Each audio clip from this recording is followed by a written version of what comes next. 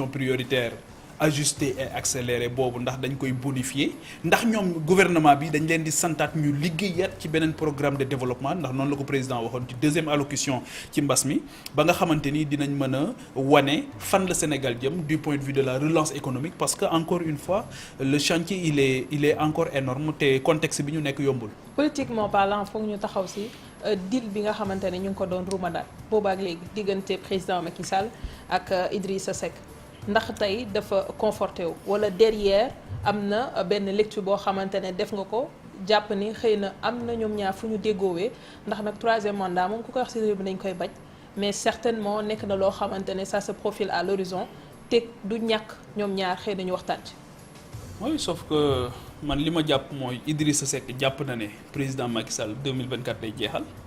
man loolu laa jàpp léegi nag xam nga Idrissa sax bi ñu fi génnee Karim Wade dafa waxoon ne. C'était un deal international. bu doon impliqué Qatar ak Sénégal. léegi loolu aussi ñoo ngi ko ci xaar ba tey ndax dafa continuer jàpp ne war na mën a liggéey koo xamante ni dafa def un deal international sur le dos des Sénégalais.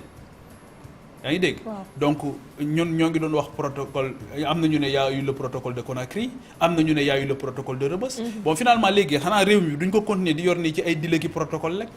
c'est-à-dire que exigence bi nga xamante ni moom la ñu soxla aujourd'hui mooy une transparence par rapport à l'action publique par rapport au choix des hommes politiques te loolu mu ngi commencer ci ñi ñu àndal ci parti politique démb da nga leen di yërëm booy xool réseaux sociaux yi parce que ñu ci bari. justement ñu nag ñoom a ci bokk yam xam nga nit dinañ ko tabb ci poste. nga dégg ñii na ko waaw góor ñee na ko du courage ñeneen jàpp ci mais unanimement en tout cas soo déggee li Sénégalais yi di wax. personne ne comprend li nga xamante ne nii moo xew. mais parce que dafa bette épisode yi dafa jege. mais parce que dafa bette dafa bette. bett na changement en profondeur président doon wax Idrissa Seck la waroon nekk. parce que ñeneen ñi bon ñu gisoon leen ci gouvernement bi mi ngi doon feeñ. c'était prévisible mais au moins. lui ça Aram dama lay laaj benn question mooy quel est l'impact du conseil économique social environnemental dans ton quotidien. On le sent pas. Très sincèrement mes amis conseillers yi nekk foofu noonu ci kuréel googu c'est-à-dire que bi mbas mi ñëwee ak yeneen épisodes yi ñëw yëpp lan mooy seen contribution ci njàng mi lan mooy seen contribution ci émigration clandestine bi pour mu dañ lan mooy seen contribution ci chômage bi lan mooy seen contribution ci sunu territoire yi nga xamante ni exode rural bi mënul arrêter c'est-à-dire man su ma xamee seen contribution ci loolu ba pare après ñu mën a xam Idrissa lan la fay defi ak ban jeexital la fay ami yaa ngi dégg il ne s'agit tey jii par exemple c'est la même question par rapport au conseil des collectivités territoriales. Moi je veux bien mais de plus en plus dañuy conforter sénégalais yi ci ne c'est des institutions qui ont été créées pour recaser ay militants politiques même bu fekkee ne am na une technocratie mais technocratie ba fa nekk lu ñu mën di liggéey tamit franchement pour mu am impact sur le cours des choses dafay jafe trop. le suite du chef de l'opposition bi la yoon xanaa leer na ndax dañ doon jiixi jàpp. entre ki nekk deuxième ci présidentielle bi ak ki nga xamante ne ni moo am majorité. si biir assemblée nationale sauf que ça règle toujours pas le problème. Sonko tey nekk. Sonko moom nee na kenn du chef am ci opposition bi. waaw tey moom loolu yàgg na ko wax. yoon bi dafa mel ni xàllal nañ ko ndax ni Idrissa Seck taxawee mooy ne rallié wu na ci li majorité bi di doxal. oui sauf que statut chef de l'opposition tamit ma ngi ci dialogue ba tey ñu koy waxtaanee c'est-à-dire que ba tey critères yi d'accord te loolu yëpp tamit dafay indi sunu galgalu politique yi nga xamante ni ñoo ngi koy defandi ci seen biir franchement ce qui m'intéresse man mooy le citoyen nit ki nga xamante ni moom moo nekk mooy askan bi moom ban place la am ci débat boobu. ban place la am ci débat d'orientation bi ci wàllu économie ci wàllu social sur le plan social tey waaw sur les autres aspects yi nga xamante ni tey jii mbas mi wane na ne mbas mi daf ñu wax nañu amatuñ droit def politique politicienne mbas mi daf ñu wan ne amatuñu on n'a plus le temps ñoom dañ leen di yónni yàkkamti leen. c'est-à-dire dañ leen a yónni yàkkamti leen ils n'ont plus le droit nekk ci ay calcul politicien parce que nit ñi nekkatuñ ci loolu li ñu bëgg tey mooy. débat démocratique bi leer ay affaire fichier électoral bu fekkee ne ñoom seen ànd mën na leer loolu définitivement ba nga xamante ni bu ñu jëmaatee ci élection 2024 yi duñ fi amaat ay nit yu dee parce que en 2012 lu topp ci lu ëpp fukki nit dee nañ. parce que rek kii nee na tey doo fi toog man maay toog loolu rek la woon. donc gis nañ ce qui se passe nous sommes dans un contexte aussi sous-régional assez compliqué gis nañ ce qui se passe en Guinée actuellement kenn ñemewu ci yéey yàbbi pourtant c'est le voisinage gis nañ li xew Côte d'Ivoire tey jii kenn ñemewu ci yéey yàbbi loolu mooy urgence yi nga xamante ni moom la ñu am nañu est-ce que dinañ régler définitivement ces questions-là pour man c'est ça qui est important. su fekkee ne nag seen ànd mënul régler question yooyu que encore une fois ñoom dinañu gisewaat ci seen i schéma lijjantiwaat seen i mbir régler waat seen i problème parce que on a fait venir ban opposition finalement lan moo ci des fii ñi bañoon rek peut-être ci dialogue bi xanaa ngay gisaat mu mel ni PDS ak Pastef mais tey Idrissa Seck poids bi nga xamante ne ñu ngi ko doon nangu ci biir opposition mel na ni tey poids boobu noonu moom yàq na ko finalement naka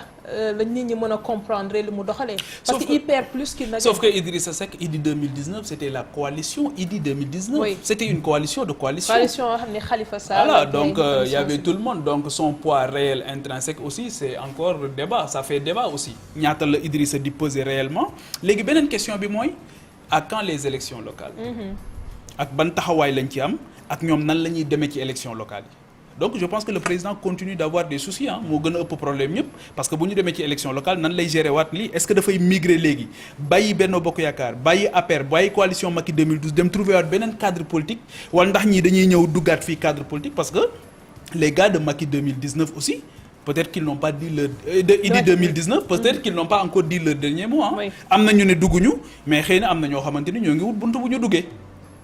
waaw donc waxuma ne dugg bi baaxul mais dama ne Sénégal fi mu toll mënatuñu continuer di nommer ay nit aram ñuy régler seeni problème di bàyyi ak sénégalais yi seen problème c'est ça qui n'est plus acceptable ce n'est plus possible pour profiter des privilèges du pouvoir mais bàyyi nit ñi ak seeni jafe-jafe ak seeni soxla donc beneen gouvernement ñëwaat daal ne dinaa régler problème mu jeunes yi dinaa régler problème mu femmes yi dinaa régler problème mu kii donc alors que encore ay engagement alors qu'on n'est même pas capable de maintenir en vie des oryx ça peut être très compliqué. alors dafay taxaw fenn Idrissa Seck mooy dauphin président Macky Sall 2024 wala Pape waaw wala déet. non mënuma wax waaw wala déet parce que ñi àndoon ak président su fekkee président Macky Sall ñi mu àndaloon amul ci kenn confiance encore une fois c'est pas au président de la République. c'est une question de confiance wala. dafay clignoter à droite fekk am na leneen lu mu c'est pas à Macky Sall de choisir son successeur nous sommes en démocratie mën na am yéene waaye démocratie sunu système bi ñu yor ba fii may wax ak yow jàpp naa ne kii nga xamante ni moom la ñuy tànn mu war a nekk président du Sénégal à partir en 2024 ce sont les Sénégalais seulement qui choisissent. mais ci parti yi amuñu boog Sénégal ay primaire comme ni ñu koy gisee ci yenn dëkk yi tànn boog njiit boo xam ne nañ ko jëlee ci biir parti bi nit ñi ànd ci mu am mais ñi nga wax léegi ñi nga tudd léegi ne génne nañ leen muy Omar Youm muy mais ñooñu génnuñu APR seen lendemain ñooñu génnuñu APR mais seen lendemain politique ils n'ont pas encore dit leur dernier mot. voilà peut-être que dans les jours à venir dinañ ci def ñenn ñi ay ministre d'État qui sait. contenté leen ak ay ministre d'État. ah ben oui. ñu taxaw ci leneen loo xamante ne nii am na solo. C'est-à-dire le discours politique peut-être que dañ koy ñàkkal fayda ni ñuy tourner en dérision yenn ci ay kaddu ba ndaw yi ñëpp di ko partager yenn saa yi ci réseaux sociaux yi ban modèle la ñu nekk di enseigner instant bi suñu ndaw yi. non xam nga ci parti politique yi moom loolu wax nañ ko fi ba tàyyi c'est-à-dire que aujourd'hui bu fekkee ne ci formation idéologique la bu fekkee ne ci yooyu la très sincèrement ñan nga gis ñu fi dóorante ay. kurfeñ jamono bu nekk mooy ñi nga xam ñoo nekk ci kaw. c'est-à-dire que pour man le militantisme dafa am beneen connotation beneen charge bu mu am léegi. waaw mooy ndax maa ngi gis sama bopp ci li ñu yor wala gisuma ci sama bopp.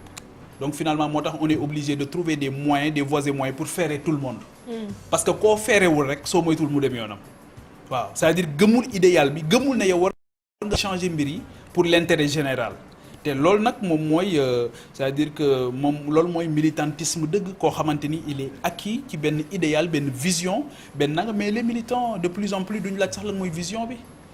duñu laajte sax lan mooy idéal bi ngay défendre duñu laajte sax lan moo la yëkkati duñu la laaj fan nga egg ci xeex inégalité sociale